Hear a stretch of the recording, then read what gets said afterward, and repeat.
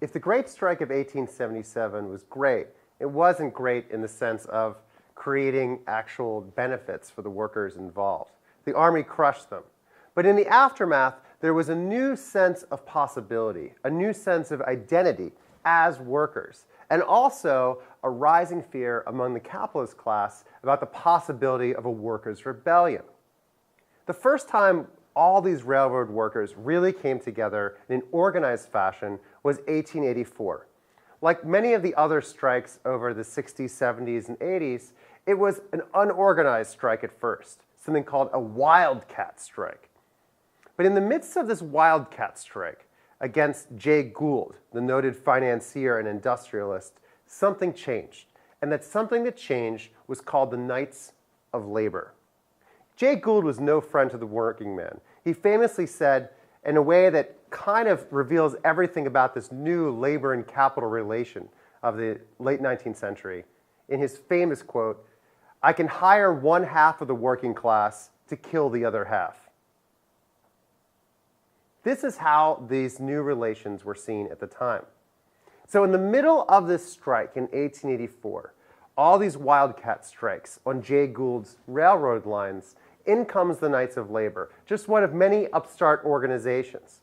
But this organization actually worked. They managed to unite all the disparate workers on Jay Gould's lines and actually frightened him so much that he was unable to find that other half of the working class to beat the actual workers on his railroads. This strike won. And in the aftermath, the Knights of Labor achieved a national prominence. They went from only a few tens of thousands of people to within a year, by 1885, of over 100,000 workers being organized through the Knights of Labor. And their leader was a man named Terence Powderly.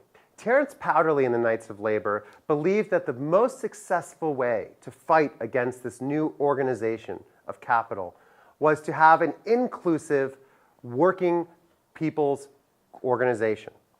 Now, this isn't exactly the same as a union, because in their view, they weren't meant to organize just wage workers, but all producers. This harkens back to earlier 19th century ideas of producers, of producerism, of producerist ideology. And so basically anyone who is not a capitalist could be part of the Knights of Labor. They only excluded people that they called parasites. And these parasites were people like stockbrokers, lawyers, bankers, in my personal favorite, professional gamblers. These are the people that they were not allowed to be in the Knights of Labor. But they were so inclusive that they let in elements that, in fact, probably had very different interests. If you were a small business owner, you could actually be in the Knights of Labor because you were considered to be a producer.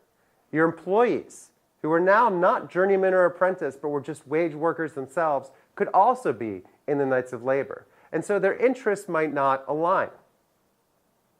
But this inclusive quality of the Knights of Labor was pretty striking. In a time marked by a resurgence of white supremacy, they organized across race lines. In a time when women were not expected to be part of the working class, even though they were, they organized across gender lines in factories. They were incredibly progressive in many ways that we would recognize today. And yet, this inclusive quality was also their downfall. This inclusive quality by the late 1880s, this expansionist notion of what their purpose was, led to their downfall.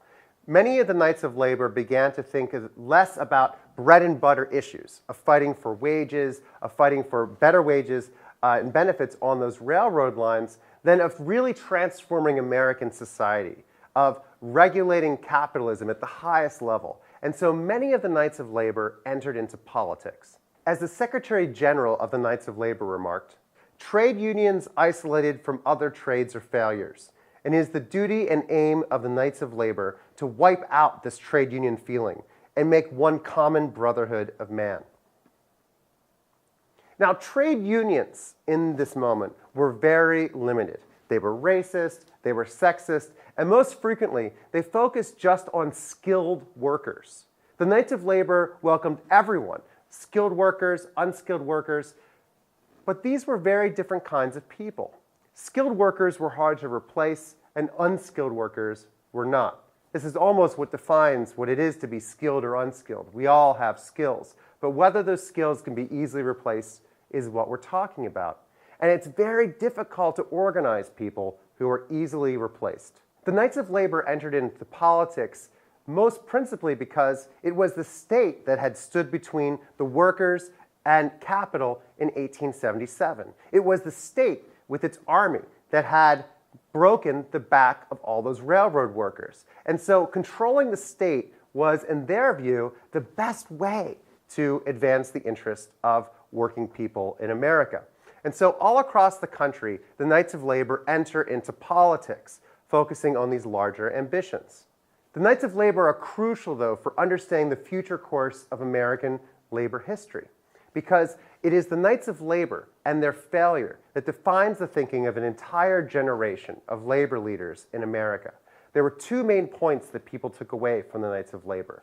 One, that they were not inclusive enough, and two, that they were contradictorily too inclusive.